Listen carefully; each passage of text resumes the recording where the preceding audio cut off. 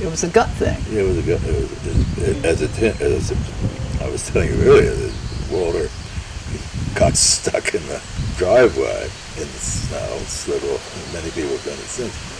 As we stood around in the snow, waiting for the farmer to come up with the tractor and pull him out, Betsy said to me, and we hadn't been up here, she said, "This is it. This is the one I want."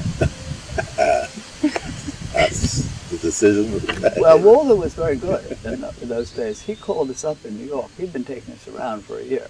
He called us up in New York, I remember it very well, and I had the topo map. And he said, I've got your house. It's 6 miles from Peterborough, 6 miles from Jaffrey, and 4 miles from Dublin, at the end of a dirt road. So I got out the topo map.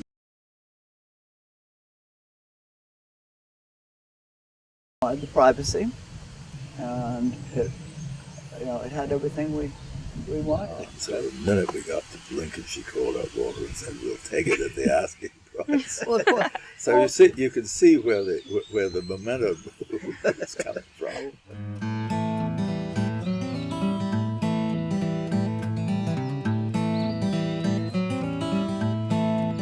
This was the first piece because we had intended it to be part of the LCIP, but the state had to survey all these proposals, and we wanted to hold out 2 potential very small pieces of land for future development, both of them on roads where it wouldn't have hurt the main idea, which is to protect the streams.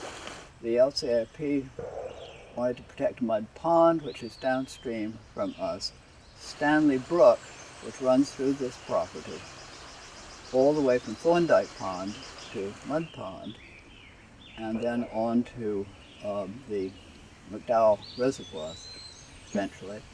The purpose of the first conservation easement we did was to protect that watershed, Stanley Brook watershed. But the state didn't like the idea that we wanted to reserve 2 small bits of land, so they wouldn't allow it. So this project, like others that we eventually took, was just sitting there. Mm-hmm. And, well, if you're going to sing this song, you might as well get up there and do it yourself. So, yeah. So we did. The other interesting thing is that the new conservation easements are both in Jaffrey.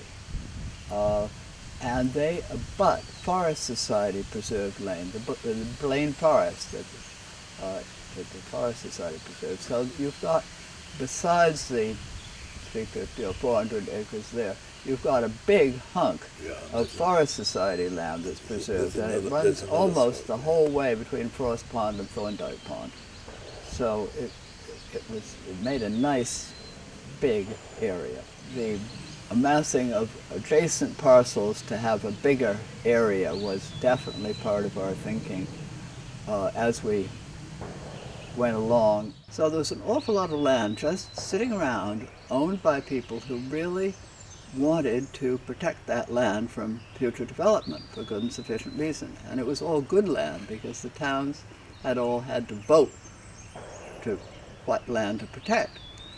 So there it was, and there was nobody who was there to do the work to protect the land. The Forest Society was doing a wonderful job, but they weren't interested in these smaller pieces at the time. So we formed a board, we made ourselves a nonprofit, and we got going.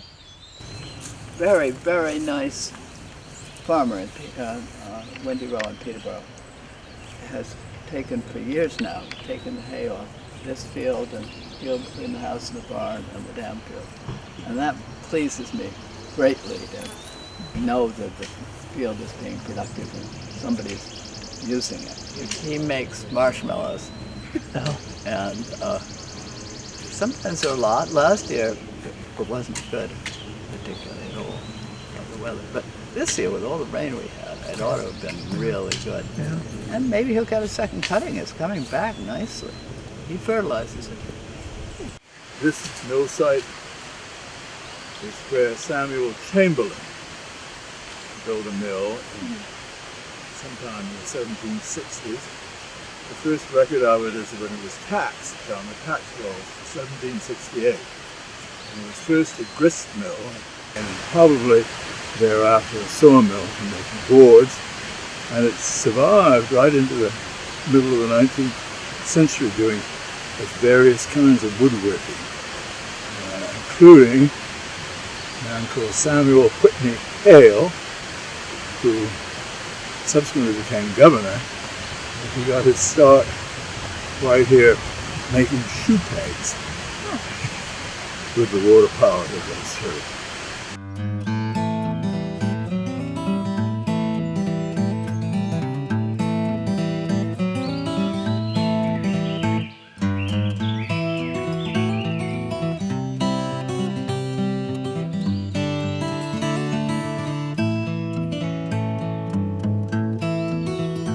So we've met the McIntyres and gotten to know them somewhat, and we think that they are just the sort of people who should be here. Well, Nina and I have been coming up here for a number of years. We like this close proximity to Boston, where we have been living for the last 25 years. And we love the beauty of the region and a lot of what it has to offer. There's so many different aspects to the region. We enjoy the mountains. There's a farming community. There's a strong arts community. There's a great collection of people in the region. Well, we love the meadows and the pastures and the views of the mountain. We really enjoy swimming in the larger pond. We're excited about the mill site as well. The history of the mill, the fact that it was one of the first mills in the region is really interesting to us. I love where Stanley Brook goes by that mill site, and there's some really wonderful steep walls, and the water goes so fast. I'm very fond of the fields and the meadows and the views of the mountain. I love the fact that there's a lot of water on the property. We have two nice small ponds, one of which we swim in. It's barely deep enough to swim, but we do swim in it. We're really excited about welcoming people. I think it'll be wonderful to have some of these trails be used more actively with people hiking or cross-country skiing. Potentially educational uses could be of interest, especially related to farming and agriculture. We're excited about some of those ideas too. But the thing that's interesting about buying a property with an easement on it is that it reinforces the fact that this land will be here after we're gone. And there's something quite attractive knowing that we will be gone. Hopefully our kids will take it over, if that's the right thing for them at the time. But it's nice knowing that the property will remain as it is, with, changes probably either through forestry activities or farming activities, but essentially be preserved like it is for the long term.